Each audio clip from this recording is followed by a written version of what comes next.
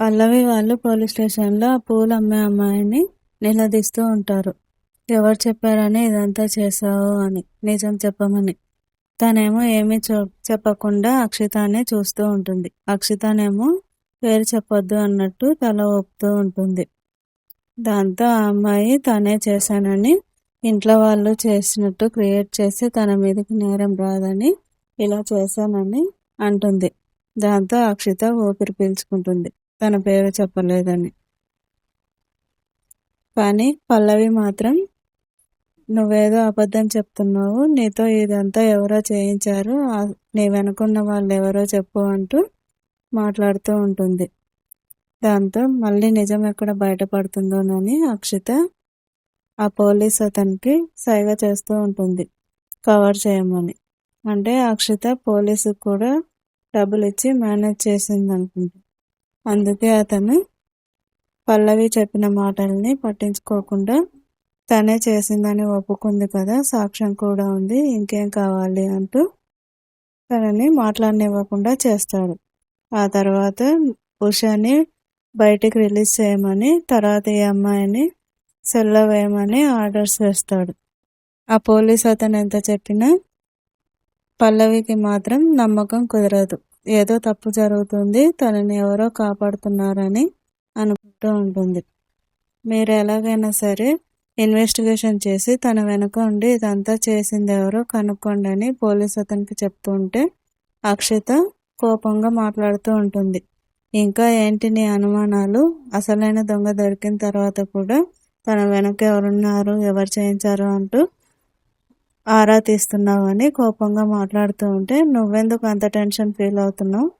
తన వెనుక ఎవరైనా ఉంటే బయటపడతారు కదా అని చరణ్ అంటూ ఉంటాడు. అదేం లేదు, ఇప్పుడు బయటకు వచ్చింది కదా నిజం, ఉషా దొంగతనం చేయలేదని తెలిసింది కదా, ఇంకా తీసుకుని వెళ్ళిపోకుండా ఏంటి అనవసరమైన ఆలోచనలు, అనవసరమైన వాదన అంటూ కవర్ చేస్తూ ఉంటుంది. ఆ తర్వాత ఉషాని రిలీజ్ చేస్తారు. ఉషా పల్లవి దగ్గరకు వచ్చి హక్ చేసుకుని ఏడుస్తూ ఉంటుంది. నీకేం కాలేదు కదా, నీకేం భయం లేదు, నేను ఉన్నానంటూ పల్లవి తనకు ధైర్యం చెప్తూ ఉంటుంది. ఆ తర్వాత పల్లవి వాళ్ళంతా కలిసి ఇంటికి వెళ్తారు. అందరూ వెళ్ళాక అక్షిత తనకి దూరం నుంచే సైగ చేస్తుంది. తన పేరు బయట పెట్టినందుకు థ్యాంక్స్ చెప్తుంది. కట్ చేస్తే నెక్స్ట్ సీన్లో అందరూ ఇంటికి వెళ్ళాక ఉషా ఏడుస్తూ ఉంటుంది. పల్లవి లేకపోతే తన జీవితం ఏమైపోయేదోనని అంటూ ఉంటుంది. నువ్వే గనక లేకపోతే నేను అనవసరంగా చేయని నేరానికి శిక్ష అనుభవించేదాన్ని అని అంటూ ఉంటుంది. తప్పు చేయని వాళ్ళకి ఎప్పుడు శిక్ష పడదు అంటూ పల్లవి ఉషాకి ధైర్యం చెప్తూ ఉంటుంది. ఆ తర్వాత నెక్స్ట్ సీన్లో చందు ఇంకా అక్షితాలు మాట్లాడుకుంటూ ఉంటారు. అనుకున్నది ఒకటి అయింది ఒకటి అని చందు బాధపడుతూ ఉంటాడు. అయినా ఇప్పుడు మన విషయం బయటపడలేదు కదా, అది మాత్రం మంచి జరిగింది. ఇది కాకపోతే ఇంకో ప్లాన్ చేస్తాను, తనని ఎలాగైనా సరే ఇంటి నుంచి వెళ్ళగొడతాను అని అక్షిత చందుకి మాట ఇస్తూ ఉంటుంది. చందు అనుకున్న పని జరగలేదని నిరాశగా ఫీల్ అవుతూ ఉంటాడు. వీళ్ళు మాట్లాడుకుంటూ ఉండగానే అక్కడికి పల్లవి వస్తుంది. మొత్తం వినేస్తుంది. నాకు ముందుగానే మీ మీద డౌట్గా ఉంది. ఉషాని దొంగతనం పేరుతో ఈ ఇంట్లో నుంచి వెళ్ళగొట్టాలని మీరే ప్లాన్ చేసి ఉంటారని. కానీ ఎక్కడో అనుమానం తక్కువగా ఉండేది, ఇప్పుడు ఆ అనుమానం పూర్తయింది అంటూ అక్షితని తిడుతూ ఉంటుంది పల్లవి. చెంప పగలగొడుతుంది. ఎందుకు ఇదంతా చేశావు అంటే, నీకు చందు ఉషాని మోసం చేసిన విషయం తెలుసు కాబట్టి ఇదంతా చేసావా అంటూ, సిగ్గు లేదా, నువ్వు అసలు మనిషివేనా, అన్నీ తెలిసి కూడా ఇలా సపోర్ట్ చేస్తావా అంటూ తిడుతూ ఉంటుంది. ఉషా జీవితం నాశనం చేయాలనుకుంటావా అని. చందు కంటే తెలియలేదు, నీకేమైంది అంటూ తిడుతూ ఉంటుంది. అసలు మీ గురించి నిజం చెప్పకుండా ఉండడానికి కారణం నా మంచితనమే. ఎక్కడ మీ అన్నయ్య వాళ్ళు అమ్మ వాళ్ళు బాధపడతారోనని ఆలోచిస్తున్నాను, లేదంటే మీ గురించి నిజం చెప్పడానికి 1 నిమిషం పట్టదు. ఇప్పుడు నువ్వు చేసింది కూడా నేను నిరూపించగలను. 1 నిమిషంలో నువ్వు అందరి ముందు దోషిలా నిలబడతావు అంటూ అక్షితాన్ని బెదిరిస్తుంది. ఇంకోసారి ఇలాంటి పిచ్చి పిచ్చి పనులు చేస్తే ఊరికే ఉండను, చెప్పేదేముండదు, చేసేది మాత్రమే ఉంటుందంటూ వాళ్ళిద్దరినీ బెదిరిస్తుంది.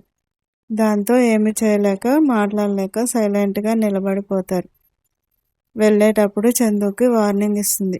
ఆల్రెడీ నీకు 2 రోజులు టైం ఇచ్చాను, అందులో ఒక రోజు అయిపోయింది, ఇంకొక రోజు మాత్రమే ఉంది.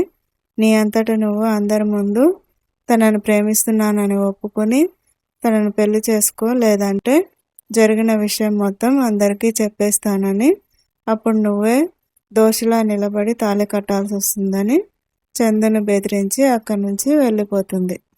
మరోవైపు ఉష బయట కూర్చొని జరిగిందంతా గుర్తు చేసుకుని బాధపడుతూ ఉంటుంది. అప్పుడే పల్లవి అక్కడికి వస్తుంది.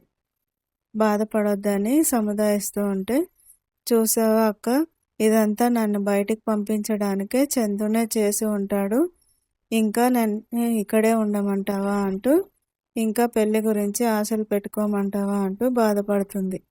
అలా అనకు, నేను నీ పెళ్లి చేస్తాను అంటూ తనకి సముదాయించి మాట్లాడుతూ ఉంటుంది పల్లవి. ఇంకా పెళ్లి గురించి ఏమైనా ఆశలు పెట్టుకోమంటావా అక్క అంటూ, తను ఇలా చేయడం కన్నా నన్ను చంపేసి ఉన్నా బాగుండేది, ప్రేమించిన వాడి చేతిలోనే చచ్చినదాన్ని అని సంతోషించేదాన్ని అని అంటూ ఉంటుంది. అలా మాట్లాడకు, నువ్వు ప్రేమించిన వాడితో నీ పెళ్లి నేను జరిపిస్తాను, అది జరిగి తీరుతుంది అని తనకు మాటిస్తూ ఉండగా చరణ్ అక్కడికి వస్తాడు. ఆ చివరి మాట మాత్రమే వింటాడు చరణ్. కానీ వీళ్ళు ముందే అంతా విన్నాడేమో అనుకుని టెన్షన్ పడుతూ ఉంటారు. చరణ్ దగ్గరకు వచ్చి, తను ప్రేమించిన వాడు ఎవరో నీకు తెలుసా, అందుకే మాటిస్తున్నావా అంటూ పల్లవిని నిలదీస్తూ ఉంటాడు చరణ్.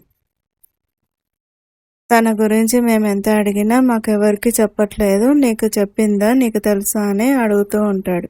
మరి నువ్వెందుకు మాతో చెప్పలేదు అన్నట్టుగా. కానీ పల్లవి ఏమీ చెప్పకుండా టెన్షన్ పడుతూ ఏం చెప్పాలో అర్థం కాక అలాగే చూస్తూ ఉండిపోతుంది. పల్లవి ఏం చెప్తుంది చరణ్కి? చరణ్ ఏమని అర్థం చేసుకుంటాడు? నిజం చెప్పేస్తుందా చందు గురించి? చరణ్ ఆవేశంతో ఏం చేస్తాడోనని ఇన్ని రోజులు ఆగిన పల్లవి ఇప్పుడు నిజం చెప్తుందా? లేక చందు గురించి నిజం తనంతట తానే ఒప్పుకునేలాగా చేసి అందరి ముందు దోషిలా నిలబెడుతుందా? ఉషాతో పెళ్లి జరిగే వరకు తను సైలెంట్గా ఉంటుందా?